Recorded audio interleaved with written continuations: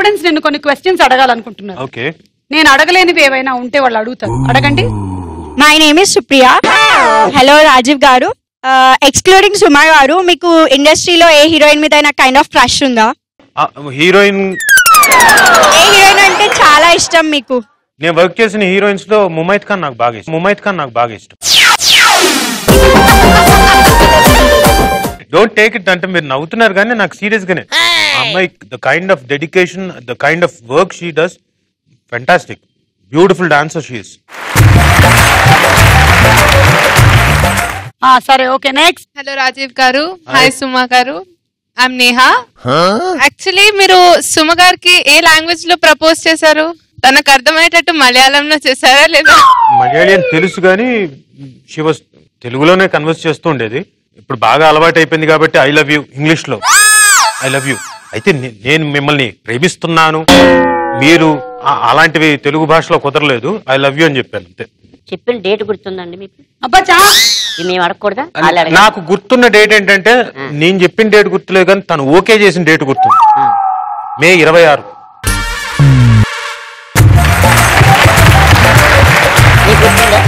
16th ఎప్పుడో shooting last day pack up రోజున.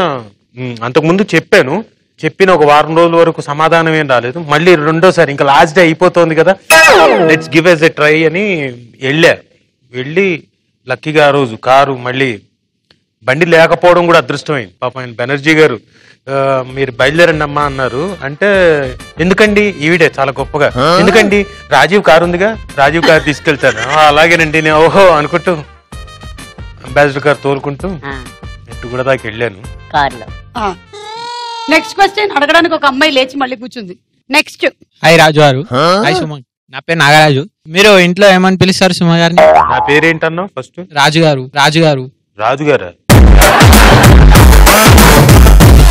Respect ఇవ్వాలి కదా.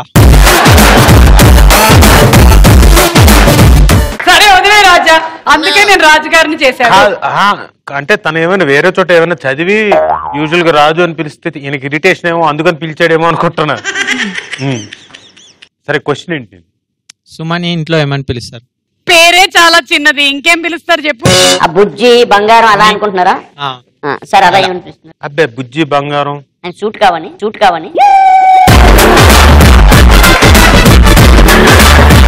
మరి ఇంకేమని పిలుస్తారు? ఉండే సుమారు ప్రేమగా పిలుస్తారు.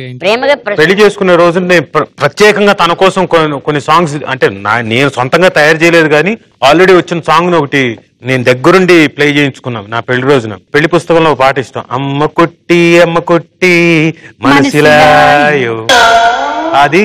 సో అలా అమ్మ కుట్టి పిలవను, అప్పుడు మాత్రం చాలా జాగ్రత్తగా స్పెషల్ గా పెట్టుకున్న పాటది. వెరీ గుడ్ రాజా, నువ్వు అతన్ని సాటిస్ఫై చేయగలిగావు.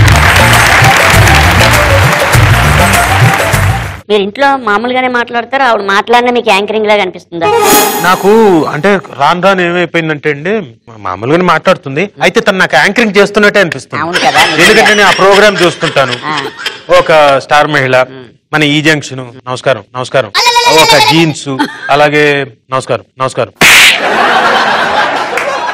ఒక ఈ జంక్షన్, నమస్కారం. ఇవన్నీ చూస్తూ ఏమైపోయిందంటే అలవాటైపోయి తను మామూలుగా యాంకరింగ్ చేస్తున్నట్టే కనిపిస్తుంది. నమస్కారం. ఈ పట్టుకోమ్మ. ఎందుకు? వీడికి ఎవ్వరు వచ్చినా నా కష్టం చెప్పుకునేటోడిని, ఆయనే కష్టాలు ఉన్నాడు, ఏం చెప్పుకోవాలి నాకు. అవన్నీ బిల్లులు ఉన్నాయి. ఏమైంది సార్, నారాజు అయినవేమి? నారాజు లేదు, నా రాజుగానే ఉండేటోడిని. పైన విగ్ లేదు, ఈడ ఛాయలు, సమోసాలు, బిస్కెట్లు ఇవన్నీ అమ్ముకొని పైసలు తీసుకొని విగ్ చేయించుకుందాం అనుకున్నా. ఎవ్వరు వచ్చినా వాళ్ళకి ఛాయ్ పోయాలి, నేను పైసలు ఇస్తా అంటాను. ఇప్పటి వరకు ఇలాగో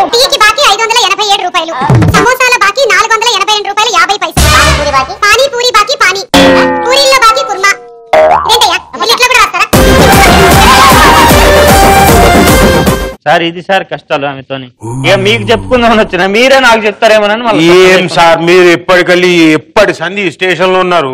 మీకేమో విగ్గు కోసం మీరు ట్రై చేస్తున్నారు, మీకేమో అది కొనుక్కోవడానికి, నేనేమో గడ్డం గీసుకోవడానికి 2 నెలల నుంచి. ఉన్నది పోనీకి మీరు, లేంది రానికి నేను. సార్ ఏమవుతుంది సార్? ఒక్క నిమిషం రా. ఇక ఒక్క నిమిషం వస్తే సెటిల్ అయితే సెట్లు ఇటు చూడు సార్.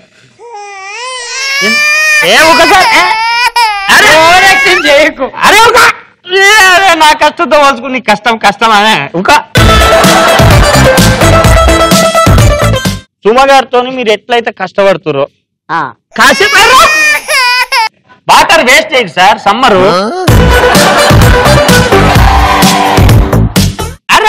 అరే నాకు తుమ్మొస్తుందా ఇందాక తుమ్దాం అనుకుంటున్నా. అరే అరే అంటావు. దుమ్ము వస్తుందంటే ఇది తీసుకుంటా, దీనిలోకి దుమ్ము వస్తుంది.